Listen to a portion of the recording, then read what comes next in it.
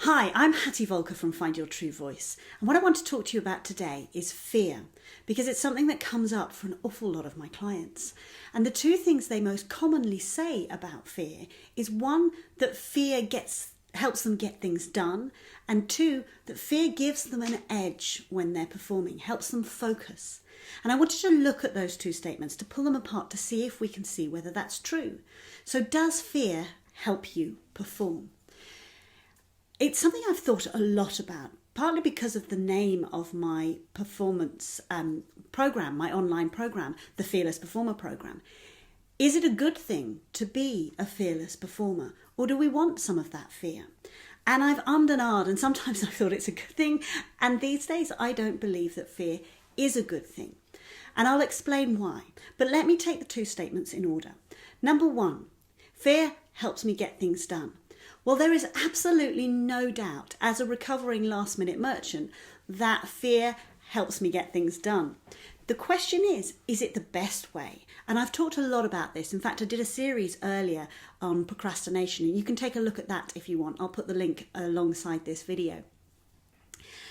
Because for me, it's about the idea that, yes, I can drive myself to do stuff. And in fact, what I've worked out is that I'm a last-minute merchant because I usually worry about doing things well enough, and usually I get things done when the point of the fear of not getting it done outweighs the fear of doing it badly, and suddenly I just have to get it done. But if you think of yourself like a child, if you were to shout and scream at a child and use fear to get them to get things done, then they're not doing it willingly, and they're not doing it in a way that they have ownership of it. And the next time they do it, they might even feel worse about it. It's the same for us. We might be able to drive ourselves to do it, but it adds to that feeling of tension that comes with it. So for me, fear is not the most effective way of getting things done, although it certainly can be effective. In the longer term, it has far too many negative side effects. The second aspect is the idea that fear gives you the edge when performing. Well, if you think about the chemicals that are released when you have fear, all that adrenaline, your pupils dilate, the blood goes to your limbs, and you get the blood pumping, your heart rate goes up. And that does give you extra focus. And the reality is that physiologically, there's very little difference between fear and excitement. And the thing is, excitement brings that focus too. When we're really excited, we can be focused. What fear has that excitement doesn't is all the negative thoughts that can preoccupy our brain, and it really kicks our limbic system into gear. So we disengage our prefrontal cortex, and it's much harder for us to problem solve often when we're in a state of fear. What we want is the chemicals that gives us focus. What we don't want is all those negative thoughts that get in the way of us performing at our best.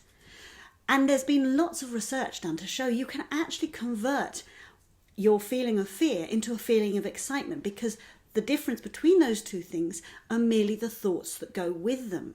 And if we go on stage thinking, I'm really excited about this, all this adrenaline pumping is not my fear, it's my excitement, and label it differently, you'd be amazed at what it can achieve. So I think slight nerves are a natural thing within performing, especially when we want to do well. And it's important that we want to do well, because if we're standing on stage performing and we don't care, then perhaps go do something else with your life. But performers, you all care about your singing. So standing up and caring about doing a good performance is the natural precursor to a few nerves. But when that tips into fear, then you get this negative cycle of thoughts. If you turn those nerves into excitement and say, I'm really excited about doing a good job, I'm really excited about what I can give my audience, then you still get that adrenaline without all those negative thoughts. So if you could think about how you view fear at the moment and what impact it has on you, and then the idea of turning it around to the idea that fear it does get you to achieve things, but it's not the best way to get you to achieve things. And the other thing, that fear isn't what gives you the edge, but it's those chemicals that we want, that excitement can give you. Then think about what you would like to change about how you approach your performing. Thank you for listening, and I hope to see you soon. Take care. Bye-bye.